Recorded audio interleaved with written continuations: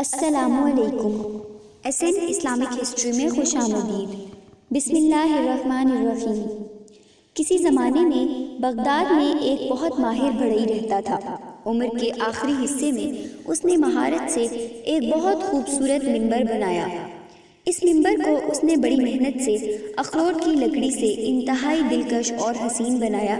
جو بھی اس کی خوبصورتی دیکھتا داد دیے بغیر نہ رہتا اور اش اش کر اٹھتا۔ اس منبر کی شہرت ہر طرف اتنی زیادہ پھیلی کہ بغداد آنے والا ہر امیر شخص اس بڑھئی سے کہتا کہ یہ منبر میرے ہاتھ فروخت کر دو، فلاں مسجد کو عطیہ کروں گا۔ لیکن بڑھئی کا ہمیشہ ایک ہی جواب ہوتا، یہ منبر مسجد اقصیٰ کی زینت بنے گا۔ لوگ بڑھئی کی یہ بات سن کر تعجب میں پڑ جاتے کہ بھائی، مسجد اقصیٰ پر تو سلیبیوں کا قبضہ ہے، پھر کیسے یہ منبر وہاں سجے گا؟ بڑھئی سب کی باتیں سنتا اور ایک ہی جواب دیتا، بھائی میرا کام اتنا ہی تھا، میں ایک کاریگر ہوں، میں نے اپنی مہارت سے یہ منبر بنایا ہے۔ انشاءاللہ ایک دن کوئی بہادر جنگجو اٹھے گا، بیت المقدس واپس حاصل کرے گا اور یہ منبر اس کی زینت بنے گا۔ وقت یوں ہی گزرتا رہا۔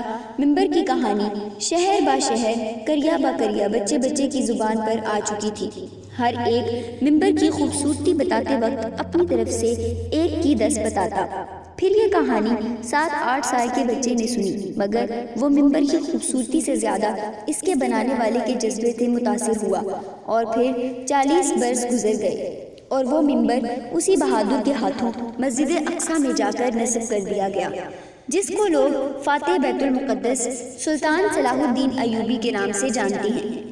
ناظرین، ایک مرتبہ سلطان صلاح الدین ایوبی رحمۃ اللہ علیہ کو ان کے جاسوسوں نے بتایا کہ ایک عالم دین ہیں جو بہت اچھا خطاب کرتے ہیں، لوگوں میں بہت مقبول ہو گئے ہیں۔ سلطان نے کہا، آگے کہو۔ جاسوس بولے، کچھ غلط ہے جسے ہم محسوس کر رہے ہیں مگر الفاظوں میں بیان نہیں کر پا رہے۔ سلطان نے کہا، جو بھی دیکھا اور سنا ہے بیان کرو۔ جاسوس بولے کہ وہ کہتے ہیں کہ نفس کا جہاد افضل ہے، بچوں کو تعلیم دینا ایک بہترین جہاد ہے، گھر کی ذمہ داریوں کے لیے جدوجہد کرنا بھی ایک جہاد ہے۔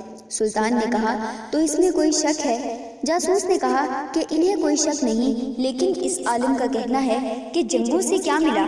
صرف قتل و غارت گری، لاشیں۔ جنگوں نے تمہیں یا تو قاتل بنایا یا مقتول۔ سلطان بے چین ہو کر اٹھے، اسی وقت عالم سے ملنے کی ٹھانی، ملاقات بھیس بدل کر کی اور جاتے ہی سوال کر دیا کہ جناب ایسی کوئی ترکیب بتائیے کہ بیت المقدس کو آزاد اور مسلمانوں کے خلاف مظالم کو بغیر جنگ کے ختم کرایا جا سکے۔ عالم نے کہا، دعا کریں۔ سلطان کا چہرہ غصے سے لال ہو گیا۔ وہ سمجھ چکے تھے کہ یہ عالم پوری صلیبی فوج سے بھی زیادہ خطرناک ہے۔ سلطان نے سب سے پہلے اپنے خنجر سے اس عالم کی انگلی کاٹ دی۔ وہ بری طرح چیخنے لگا۔ اب سلطان نے کہا کہ اصلیت بتاتے ہو یا گردن بھی کاٹ دوں؟ پتہ چلا کہ وہ سفید پوش عالم ایک یہودی تھا۔ یہودیوں کو عربی بخوبی آتی تھی، جس کا اس نے فائدہ اٹھایا۔ سلطان نے پایا کہ اس کے جیسا درس اب خطبوں میں عام ہو چلا تھا، بڑی مشکل سے یہ فتنہ روکا جا سکا۔ ناظرین، کیا آپ جانتے ہیں کہ جب ان کی وفات ہوئی تو اس وقت ان کے کل اثاثے کتنے تھے؟ آج کل کے حکمرانوں کے بالکل برعکس، صلاح الدین ایوبی کے پاس کروڑوں کی بینک بیلنس، جواہرات یا محلات نہ تھے، بلکہ تاریخ شاہد ہے کہ جب اس عظیم رہنما کا انتقال ہوا تو ان کے پاس صرف ایک سونے کی اور 40 چاندی کی اشرفیاں تھیں۔ نیک دل بہادر فاتح نے اپنی تمام دولت اپنی زندگی میں ہی غربا میں تقسیم کر دی تھی، اور وقت وفات اتنی رقم بھی نہ تھی کہ ان کی نماز جنازہ کا انتظام کیا جا سکتا۔ اس بہادر مسلمان کو دمشق میں عمومی مسجد کے باہر ایک باغ میں دفن کیا گیا، اور آج بھی یورپ اور مغربی دنیا اس کی عظمت کے معترف ہیں۔